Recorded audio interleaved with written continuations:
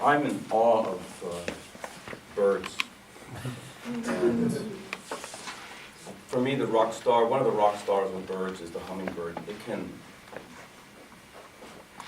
flap its wings 15 times a second.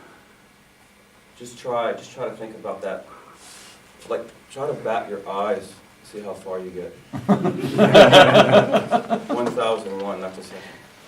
So maybe like 3, maybe 5 if you're a liar. 15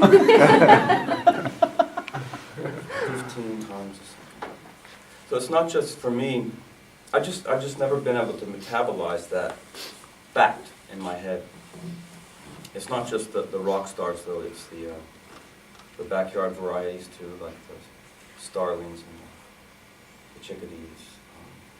They can fly. I think if we could fly, it wouldn't be like we fly in dreams, you know, where it's like we're Superman, we're soaring everywhere. You know, it's just so easy. You know, it's just when we fly in dreams, it's like this is how it feels to me. It's like you're arguing after you've had a couple drinks. You know, it's like effortless and fun, and you're so successful. Whereas I think if you fly in dreams, it would be like desperate and awkward and ugly, like a turkey flies. I used to hunt, and I've seen a turkey fly, and it's. When a turkey flies, it's because it thinks it's going to die, you know. It's desperate. And I really like the way they fly because it seems like to me they understand the improbability of it. The rest of the birds are just, you know, to me they're just angels. As a little kid, I wasn't really interested in birds unless they were dead. We would, you know, 2 or 3 times a year, we'd walk up on one, and we'd see it, and we'd, you know, get down close to it, and its big head, and its big eyes, and its big beak, and everything else, you know, scrawny and slippery and wet, and we'd want to touch it, and my mom saw us one time, and she said, "No, bacteria." You know, that was good enough for us. And I told my son that story, and he said, "You can touch it with a stick." I said, "Yeah, I know that. We did that." But a little while later, my dad just sort of mentioned casually one time, "You know, your mouth is full of bacteria." And that was just an awful thing to learn. After, you know, you're a little kid and you've sworn off dead baby birds, and now...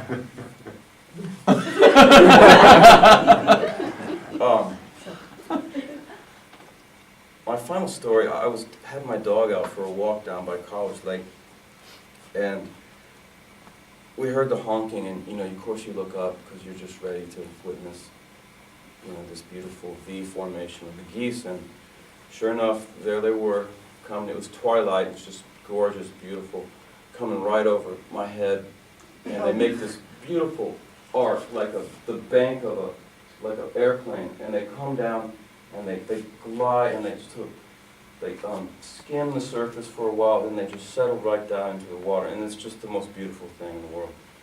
And I just can't believe I was there to witness it, and I was just, you know, my day was complete, my week, my month, because I'm in awe of birds, and here they are, being awesome.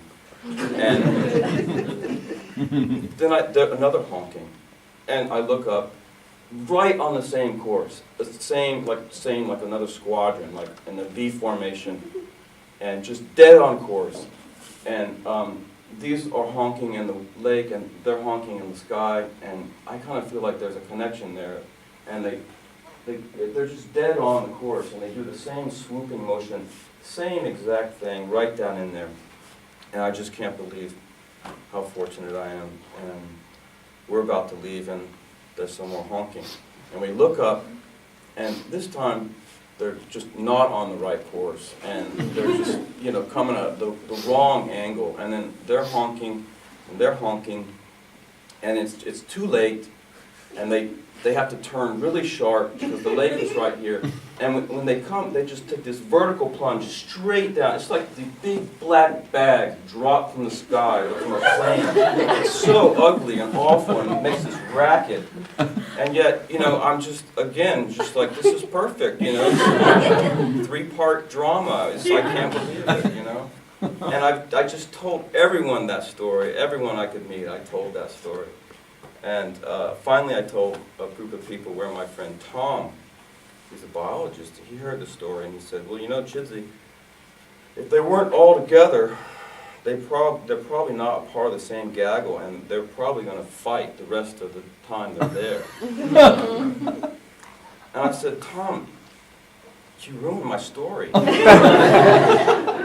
And he said, yeah, he laughed. And he said, yeah, but aren't they amazing?